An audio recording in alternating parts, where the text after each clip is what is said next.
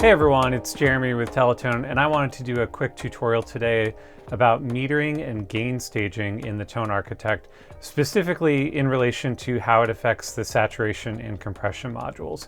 So we're gonna look at some of the functions on the UI, and then at the end we'll give a demonstration. So let's jump in. And the first thing I wanna look at are the input and output modules here at the bottom. And talking about metering and gain staging is probably one of the least sexy parts of talking about audio plugins, but I want you to bear with me. I think that even if you kind of have a handle on this stuff, it feels like a good power washing to the brain to kind of shore up some of your knowledge of how you use these plugins. It reminds me a little bit of like at least when I first got into audio recording, I didn't know hardly anything. I was recording in an untreated bedroom where everything sounded terrible, and yet I'm online shopping to see what's the best vocal mic under $5,000 and silly things like that. And there's always some grumpy old man in the chat that's, whenever people are asking questions like that are saying, well, an SM57 will do wonders if you have a really great singer in a well-treated room. And I'm kind of going to be that old man today and say that getting a good strong signal and understanding your metering is going to affect everything else that happens inside this plugin. And if you just jump to turning knobs, you've really skipped a step, and there's going to be downstream consequences to that. So I think this is important to understand. Even though the input knob is right next to the input meter, these things are not actually tied to each other in any meaningful way. The meter is going to show you the signal that is coming into the plugin. There's nothing that you can do inside this plugin anywhere that is going to affect the reading on this meter. Turning the input up and down will have no effect on it, as I can show you here.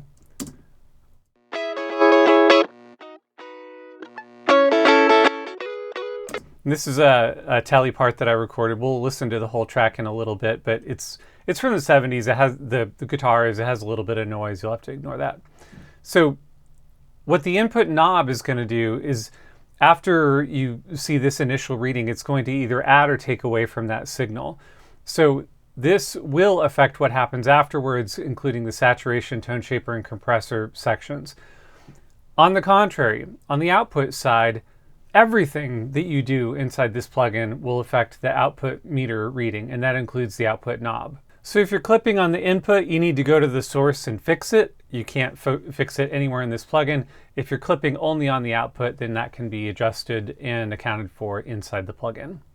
And so what are we actually shooting for when we're looking at this input meter?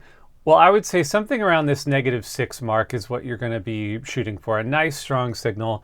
You don't want to get down into this -20 range. There's going to be consequences for that. You're going to be trying to make up for that everywhere else in the plugin. So get a nice strong signal around -6, -5 or so. So we've covered the input and output modules. Let's jump over to the saturator, and you'll see we have a pre-gain and post-gain knob here, and then a link between them. This is a gain that specifically feeds the saturation.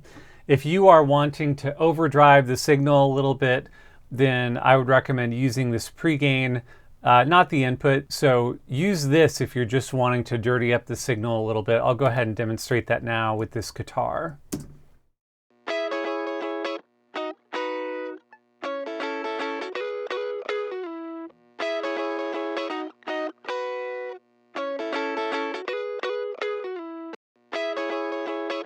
And this saturation becomes a little bit more obvious when we flip over to the tube setting. So you can see I have a nice strong signal, and then we're getting a healthy bit of distortion with this tube circuit. Now, if for some reason that wasn't giving you quite as much as you wanted, you could go to the input after that and then try to dirty it up a little bit more.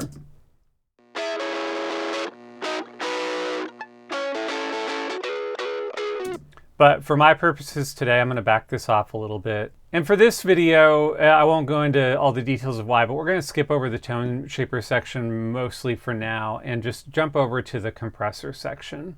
And our compressor is an RMS-based 4-stage compressor.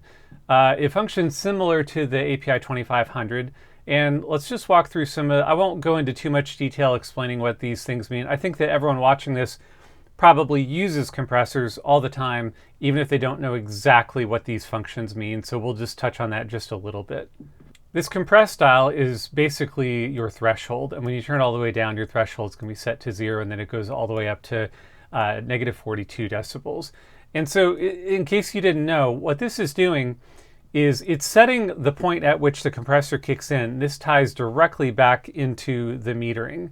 And so whatever you have this set to, if you had it set to negative 10 or something, it's going to start compressing around when your meter is hitting just above that negative 10 mark on your input meter. So you can already see the consequences of having a really low input signal. That's going to affect how you use the compressor, and it's going to affect how the compressor sounds. So once again, it's vital that you check your metering on the input and make sure you're getting a nice strong signal. The attack knob is going to control how long it takes for this compressor to reach its full gain reduction. And it starts in microseconds and then goes into milliseconds. The release knob is going to affect how long it takes for it to release the compression. And then let's look at the ratio dial. This goes from 2 to 1 to 10 to 1.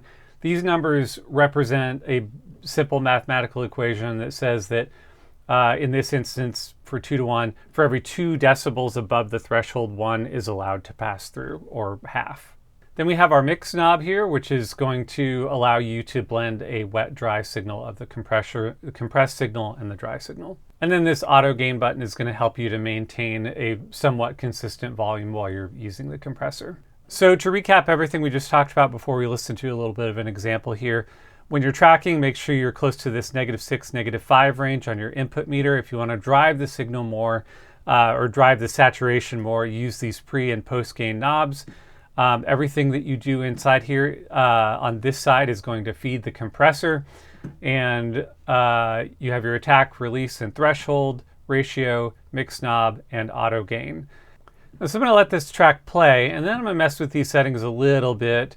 I actually already kind of have it dialed in where I want it, but I want you to hear a little bit more of the plugin, so I'm going to turn some knobs. And I'm going to go ahead and add a spring reverb to this guitar.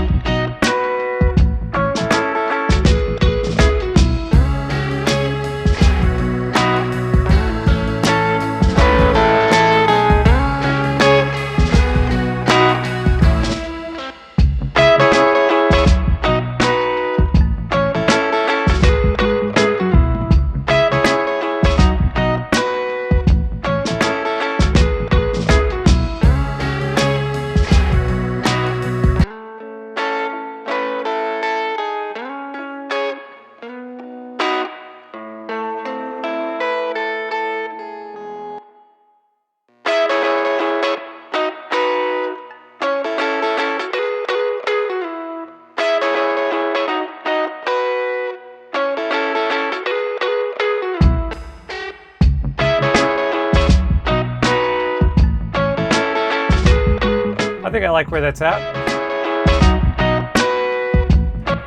Okay, so that is our quick tutorial on input and output metering and gain staging with the Tone Architect.